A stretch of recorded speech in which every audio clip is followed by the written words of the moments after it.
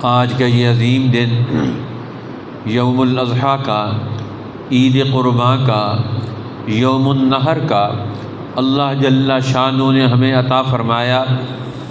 آج 17 جون 2024 10 ذی الحجہ 1445 ہجری بروز سوموار کا اللہ تعالیٰ نے ہمیں یہ دن نصیب فرمایا ہے۔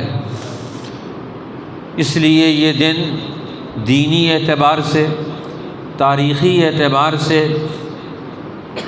علمی اعتبار سے، اخلاقی قوتوں کے وجود اور ظہور کے اعتبار سے اپنا ایک خاص مقام رکھتا ہے، اپنی ایک تاریخ رکھتا ہے، اپنی ایک حیثیت رکھتا ہے کہ دنیا میں سب سے بڑے اللہ کے برگزیدہ بندے، موحد اعظم، جد الانبیاء سیدنا ابراہیم خلیل اللہ علیہ السلام، اللہ نے ان کو انسانیت کی ہدایت اور رہنمائی کے لیے جس عظیم کردار کے ساتھ دنیا میں مبعوث فرمایا کہ انہوں نے دنیا کی قوموں کا رخ بدل دیا۔ اللہ نے جو ان کو نبوت سے سرفراز فرمایا، فطرت سلیمہ سے ان کو ہمکنار کیا، تو عراق کی بادشاہت کے خاندان اور حکمران سے تعلق رکھنے والے ابراہیم علیہ السلام اپنے بچپن سے ہی دین فطرت پر ہیں، دین حق پر ہیں، اور اس کی وجہ سے انہوں نے اپنے خاندانی دین کو، اپنے خاندانی نظام کو، اپنے خاندانی ماحول کو انہوں نے یکسر مسترد کر دیا۔ اور اس کے مقابلے میں یہ بڑی ہمت اور جرأت کی بات ہے کہ انسان دین حق کو قبول کرے، ذہن کو قبول کرے، عقل و شعور کی بات کو قبول کرے، دین کی نسبتوں کو وہ اپنے لیے، اپنے خیر کے کاموں کے لیے، ہر قسم کی قربانی دینے کے لیے اپنے آپ کو تیار کر لے۔ تو یہ ابراہیم علیہ السلام کا یہ بچپن سے ہی قربانیوں کا دور، پہلے دن سے ہی انہوں نے اپنے آپ کو تیار کر لیا۔ تو یہ ایک ذہنی اور عقلی تیاری ہے، اپنے ذہن سے، اپنے عقل سے، اپنے خیال سے، اپنے دماغ سے، اپنے دل سے نقش غیر حق کو نکالنا اور اللہ کا اثر اور اس کا حکم اور اس کا نقش اپنے ذہن نشین کرنا، یہ سب سے بڑا کمال ہے۔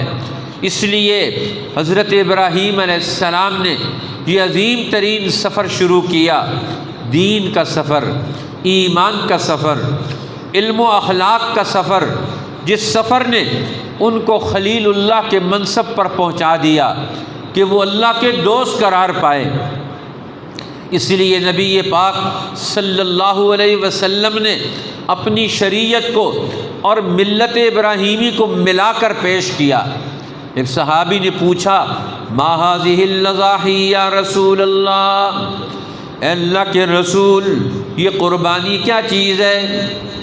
فرمایا سنت ابیکم ابراہیم، یہ سنت ہے، طریقہ کار ہے تمہارے ابا ابراہیم علیہ السلام کا۔ اب ابراہیم علیہ السلام نے یہ سنت ڈالی، یہ بنیاد ڈالی کہ انہوں نے اگلا دور توحید کا، بیت اللہ کی مرکزیت کا، انبیاء علیہ السلام کی نبوت سے ہدایت اور رہنمائی کا یہ انسانوں کے سامنے پیش کرنا ہے۔ اب انسانوں کو گمراہیوں سے نکالنا ہے، ہر قسم کی بد اخلاقیوں سے انہیں نکالنا ہے۔ اس لیے اگلا دور یہ ابراہیم علیہ السلام کا ہے۔ اللہ تعالیٰ فرماتے ہیں وَإِذِ ابْتَلَىٰ إِبْرَاهِيمَ رَبُّهُ بِكَلِمَاتٍ، اور جب آزمایا ابراہیم علیہ السلام کو ان کے رب نے بِكَلِمَاتٍ، چند کلمات کے ساتھ، چند اصولوں کے ذریعے سے، فَأَتَمَّهُنَّ، اور انہوں نے ان کلمات کو، ان تعلیمات کو، ان اصولوں اور ضابطوں کو پورا کر دکھایا۔ اب ابراہیم علیہ السلام کو اللہ نے کلمات عطا کیے، تعلیمات عطا کی، اصول اور ضابطے دیے، بنیادیں فراہم کی انسانی زندگی کی کہ انسان دنیا سے آخرت تک کی زندگی میں کیسے کامیاب ہوگا۔ اب یہ ابراہیم علیہ السلام اس کی بنیاد ڈالتے ہیں۔ اللہ نے ان کو یہ تعلیمات دے کر، یہ کلمات دے کر ان کو آزمایا کہ اب آپ اس کے لیے کام کرتے ہیں یا نہیں کریں، اور کریں گے تو کیسے کام کریں گے، کس درجے میں جا کر کامیابی حاصل کریں گے۔ تو اللہ فرماتے ہیں کہ ہم نے ان کو اصول دیے، تعلیمات دی، کلمات دیے، پروگرام دیا، زندگی کا مشن سمجھایا۔ اب ابراہیم علیہ السلام کو اب میدان میں اتار دیا کلمات دے کر، تعلیمات دے کر۔ اب ان کلمات اور تعلیمات کو لے کر اپنے گھر میں، اپنے خاندان میں، اپنی زندگی میں، ماحول اور معاشرے میں قدم بڑھائیں ان کلمات کے ساتھ۔ سب سے پہلے تو اپنے باپ سے ٹاکرا ہو گیا۔ اب باپ ہی آپ کی بات ماننے کے لیے تیار نہیں۔ اب اللہ جل جلالہ قرآن میں بیان کرتے ہیں وَاذْكُرْ فِي الْكِتَابِ إِبْرَاهِيمَ، قرآن میں ابراہیم علیہ السلام کا ذکر کریں۔ میرے پیغمبر آپ ابراہیم کا ذکر کریں۔ إِنَّهُ كَانَ صِدِّيقًا نَبِيًّا، بے شک وہ صدیق تھے، نبی تھے، سچے صدیق ہیں اور نبی ہیں۔ اب باپ کے سامنے اپنی سچی تعلیمات کو پیش کرنا ہے۔ ایک طرف دین حق کا تعارف ہے، رب العالمین کا تعارف ہے، کائناتوں کے خالق اور مالک کا تعارف ہے، اور ایک طرف باپ ہے جو عمر میں بھی بڑا، مرتبے میں بھی بڑا، حیثیت میں بھی بڑا۔ اب ساری حیثیتیں اس کی ہیں، لیکن ابراہیم علیہ السلام اپنے والد سے اپنے دین کا تعارف کروا رہے ہیں۔ قرآن کہتا ہے قیامت تک کے آنے والے انسانوں کو یہ پیغام مل جائے کہ انہوں نے اپنے گھر میں دین حق کا تعارف اپنے بڑوں سے کیسے کروانا ہے۔ وَاذْكُرْ فِي الْكِتَابِ إِبْرَاهِيمَ إِنَّهُ كَانَ صِدِّيقًا نَبِيًّا إِذْ قَالَ لِأَبِيهِ يَا أَبَتِ لِمَ تَعْبُدُ مَا لَا يَسْمَعُ وَلَا يُبْصِرُ وَلَا يُغْنِي عَنْكَ شَيْئًا۔ اپنے ابا جان، پیار کا پہلو، معاشرتی زندگی میں ادب اور لحاظ رکھتے ہوئے بات صحیح کی جائے، لیکن پیرائے بیان وہ ادب کہو، اخلاق کہو، بڑوں کی بڑائی کو واضح طور پر ان کے سامنے پیش کرنے کہو، ان کی حیثیت کو نہ گرایا جائے، لیکن ذہن میں سوال پیدا کیا جائے ان کے۔ اب یہ بڑوں کے ذہن میں سوال لا کر ان کے سامنے دین حق کا تعارف کروانا، اپنے خاندان کے بڑوں کو کیسے اپنے دین حق پر قائل کیا جائے گا، انہیں واپس لایا جائے گا، دور گمراہیوں میں مبتلا جانے والے لوگوں کو واپس کیسے لایا جائے گا، یہی تو ابراہیم علیہ السلام کا تغرہ امتیاز ہے۔ پھر وہاں سے آگے نکلتے ہیں تو آگے بادشاہ کھڑا ہے، دنیا کا بادشاہ نمرود۔ اب سیاسی قوتوں کو، دنیا میں طاقت کے مالک مراکز کو دین حق کا تعارف کیسے کروایا جائے گا، انہیں ذہنی طور پر کیسے اس کا قائل کیا جائے گا۔ قرآن یہ بھی بتاتا ہے کہ ابراہیم علیہ السلام نے اپنی نبوت کے سفر میں معاشرے کے ہر طبقے کو اپنے دین کا تعارف کروایا۔ معلوم ہوتا ہے ابراہیمی سنت کیا ہے، ایک سنت ہی نہیں صرف قربانی کی، یہ ایک راستہ ہے پورا۔ سنت ابیکم ابراہیم، یہ سنت ہے، طریقہ کار ہے تمہارے ابا ابراہیم علیہ السلام کا۔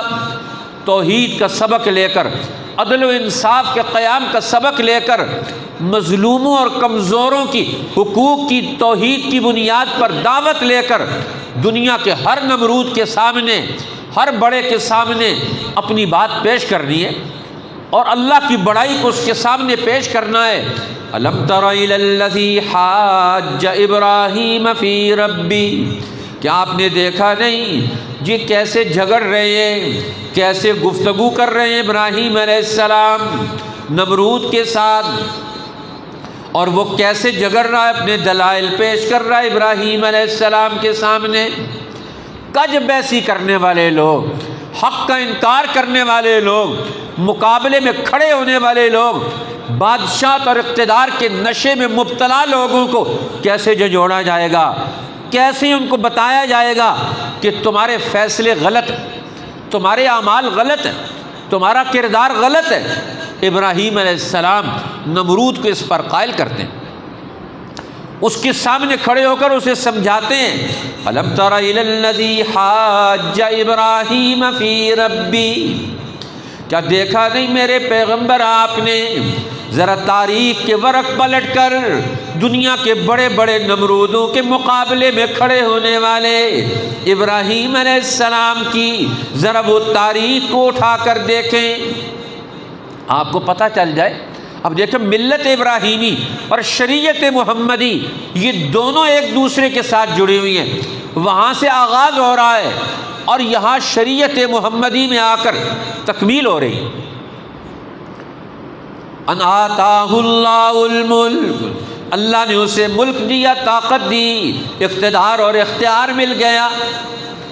اب وہ اللہ کے بندے ابراہیم علیہ السلام سے ان کے خدا کے بارے میں جھگڑ رہا ہے، تو مجھے کیوں نہیں تسلیم کرتا، مجھے اتھارٹی کیوں نہیں مانتا، آج زندگی میں میرا حکم چلے گا، یہ میری اتھارٹی ہے، یہ میرا فیصلہ ہے۔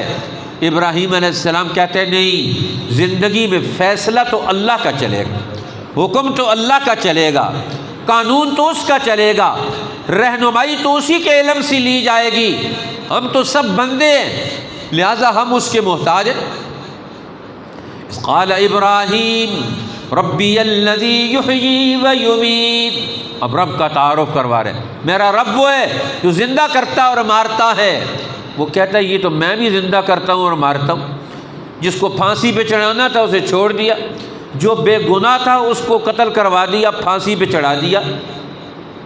اب یہ نمرودوں کا دور، ابراہیم علیہ السلام سمجھ گئے یہ موٹے دماغ کا ہے، یہ تو ہماری بات نہیں سنے گا سمجھے گا، اس کی عقل میں دین کی بنیاد، توحید کی بنیاد پر جو معاشرہ وجود میں آتا ہے وہ یہ علم نہیں سمجھ سکتا، فوراً لڑائی جھگڑے میں نہیں پڑے، ایک دلیل نہیں مانتا تو اسی کے پیچھے چل کھڑے ہو۔ یہ ہے انبیاء علیہ السلام کا دعوتی انداز کہ اپنے معاشرت میں، اپنی سماج میں، اپنے گھر میں، اپنے خاندان میں سب سے پہلے ذہنوں میں سوالات پیدا کر کے ان کے ذہنوں کو مکمل کروایا جائے۔ ذہنی تکمیل کے بغیر عملی زندگی کی تکمیل کا کوئی مرحلہ کامیاب نہیں ہوتا۔ آج مسلمان ذہنی تکمیل میں شکست کھا گئے کیونکہ خود اپنے قرآن کو نہیں جانتے، خود اپنی نبی کی پوری سیرت کو نہیں پڑھا کسی نے۔ اسی طریقے سے دین کا عملی نظام آج ہمارے بچے نہیں پڑھ سکتے، ان کے پاس ٹائم ہی نہیں، ماں باپ نہیں پڑھا سکتے، ایک وقت نہیں، دوسرا علم نہیں، تیسرا تربیت نہیں۔ آج ہم اپنے بچوں کو کیا دین کا تعارف کروائیں گے؟ دنیا کے حکمرانوں کو کیا دین کا تعارف کروائے گا؟ کون کروائے گا؟ کون انہیں سمجھائے گا کہ ہر معاشرے کے طبقے کو دین کیسے سمجھانا ہے؟ یہی تو انبیاء علیہ السلام کا مشن ہے۔ ابراہیم علیہ السلام کہتے ہیں پھر میرا رب تو ہے، ربی الذی، تو کہتا ہے میں رب ہوں۔ قال ابراہیم فإن اللہ یأتی بالشمس من المشرق فأت بها من المغرب، میرا رب تو وہ ہے جو کائناتوں کا نظام چلا رہا ہے، سورج کو مشرق سے طلوع کرتا ہے، مغرب میں غروب کرتا ہے، فأت بها من المغرب، ذرا آج پتہ چل جائے تیری اتھارٹی ہے، تیرا فیصلہ چلتا ہے، تیرا حکم نافذ ہوتا ہے اس کائنات میں، تو حیثیت رکھتا ہے، آج ذرا سورج کو مغرب سے طلوع کر کے دکھا، تمہاری طاقت کا پتہ چل جائے گا۔ نہیں کر سکتے، جب نہیں کر سکتے تو تم اس کائنات کے باؤنڈ ہو، اس نظام کے ماتحت، اس کائناتی نظام کے تحت، یہ کائناتی نظام اللہ کے حکم کے تحت ہے اور تم اس کائنات میں زندگی بسر کرتے ہو، تو اللہ سے بغاوت کر کے، اس کے قانون اور نظام سے نکل کر، اس کی اتھارٹی کو تسلیم کیے بغیر تم کیسے آگے بڑھ سکتے ہو؟ اس نے کہا پھر ہم تمہیں جکڑ دیں گے، ہم تمہارے راستے میں رکاوٹ ڈال دیں گے، تجھے نمونہ عبرت بنا ڈالیں گے۔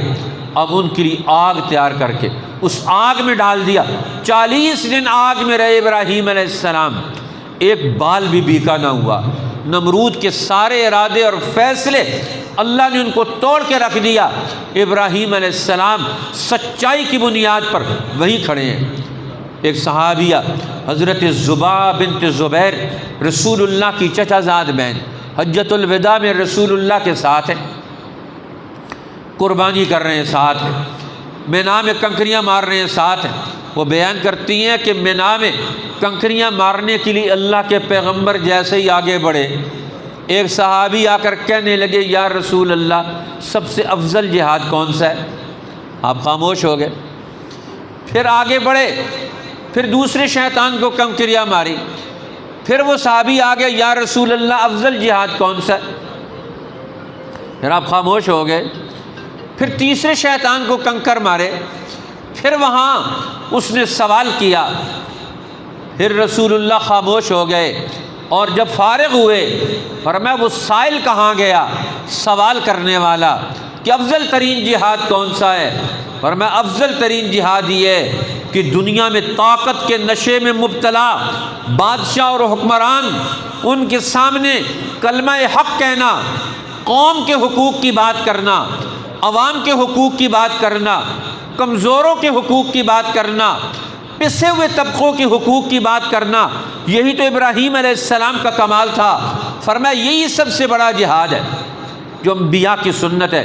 تو ابراہیم علیہ السلام چیلنج کر رہے ہیں دور کے نمرودوں کو جو انسانوں کی گردنوں پر سوار ہیں، فرمایا ہم تمہیں نہیں چلنے دیں گے۔ جان کی قربانی دینی پڑی تو وہ بھی دیں گے، مال کی قربانی دینی پڑی تو وہ بھی دیں گے، وطن چھوڑنا پڑا تو وطن چھوڑیں گے، اہل و عیال کو چھوڑنا پڑا تو ان کو چھوڑیں گے، ہر چیز کو قربان کرنے کے لیے تیار ہے۔ تو فرمایا سنت ابیکم ابراہیم، یہ سنت ہے ابراہیم علیہ السلام کی۔ اب آگے بڑھے، اب یہاں سے ابراہیم علیہ السلام نے تو یہ بنیاد ڈال کر، مراکز قائم کر کے، امت کو یہاں لا کر دعائیں مانگ کر ابراہیم علیہ السلام چھوڑ گئے، اور اس کے بعد نبی پاک صلی اللہ علیہ وسلم کی دعائے خلیل سے اللہ نے آپ کو نبی بنا کر دنیا میں بھیج دیا۔ اب یہ امام وقت ہیں، اگلے دور کے رہنما ہیں، ابراہیم علیہ السلام کی ملت کے متبع ہیں، ابراہیم علیہ السلام کی ملت کے پیروکار ہیں، اور میں آج کے دور میں محمد الرسول اللہ اسی کو لے کر آگے بڑھ رہے ہیں۔ فرمایا حدیث پاک میں آتا ہے نبی پاک صلی اللہ علیہ وسلم کے پاس ایک آدمی آیا اور آ کر اس سے فقال لہ رسول اللہ،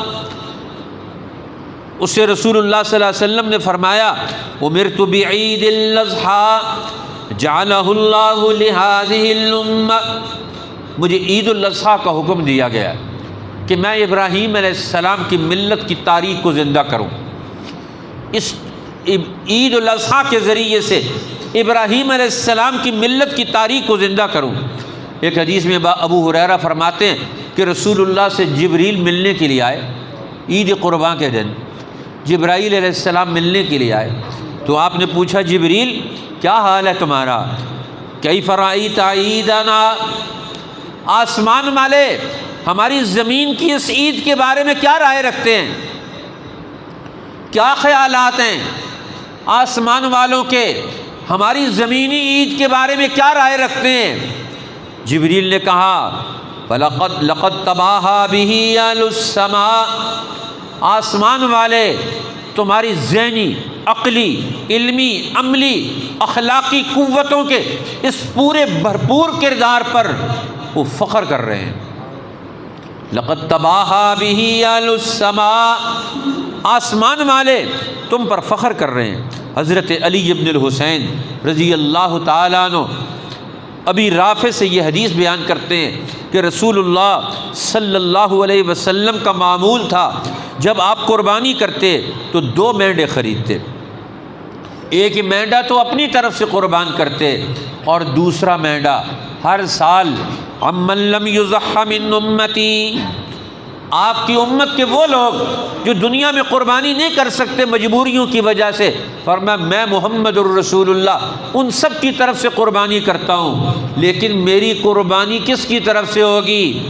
فرمایا یہ بھی سن لو، فرمایا من شہد لک بالتوحید، وشہد لی بالبلاغ، اے اللہ میں اپنی امت کے ہر اس آدمی کی طرف سے یہ قربانی ادا کر رہا ہوں، من شہد لک بالتوحید، جو تیری توحید کی شہادت دے، تیرے رب ہونے کا اقرار و اعتراف کرے، تیرے مالک الملک ہونے کا اقرار و اعتراف کرے، تجھے خدا تسلیم کر کے، حاکم تسلیم کر کے، معبود تسلیم کر کے، انسانوں کا بڑا تسلیم کر کے وہ اپنے اعلان و اقرار کرے گا، وشہد لی بالبلاغ، اور میرے لیے گواہی دے کہ میں نے پورا پیغام حق جو اللہ تجھ سے لیا تھا میں نے انسانوں کے قلوب میں منتقل کر دیا، میں نے اس کو دنیا میں عملی شکل دے دی، میں نے اپنا بھرپور کردار ادا کر لیا، ملت ابراہیمی کے اس پورے تاریخی تناظر میں قوموں کو گمراہیوں سے نکال کر، مصیبتوں سے نکال کر، نمرودوں کی غلامی سے نکال کر، جہالت سے نکال کر، قربانیاں دے کر میں نے اپنا بھرپور کردار ادا کر لیا۔ اس لیے نبی اکرم سرور دو عالم صلی اللہ علیہ وسلم نے اس کی طرف توجہ دلا دی کہ اب یہاں سے ابراہیم علیہ السلام نے اپنے بیٹے کی قربانی دے کر زندگی کا اسلوب بتایا، طریقہ کار بتایا کہ زندگی کا اسلوب اور طریقہ کار کیا ہوگا۔ آپ کے سامنے زندگی گزارنے کے لیے اپنے بچوں کی تربیت کا نظام کیا ہونا چاہیے، قرآن حکیم اس کی طرف توجہ دلاتا ہے۔ پہلے تو اپنی نسل سے اگلے دور کی خوشخبری حاصل کرنی چاہیے۔ آج ہمیں اپنی نسل سے اگلے دور کی کیا خوشخبریاں مل رہی ہیں، فَبَشَّرْنَاهُ بِغُلَامٍ حَلِيمٍ، اللہ فرماتے ہیں ہم نے ابراہیم علیہ السلام کو حوصلہ مند بچے کی ہم نے بشارت دی، آنے والی آپ کی نسل حوصلہ مند ہوگی، عقل مند ہوگی، بہادر ہوگی، وہ دنیا میں ذہنی عقلی قوتوں سے آراستہ ہوگی۔ ابراہیم علیہ السلام ان کو یہ خوشخبری سنا دی اور اللہ سے دعائیں مانگ رہے ہیں، اپنی نسلوں کے لیے دعائیں مانگنا یہ ایک مستقل کردار ہے کہ ہماری نسلوں کا مستقبل وہ ہمارے ساتھ جڑ جائے۔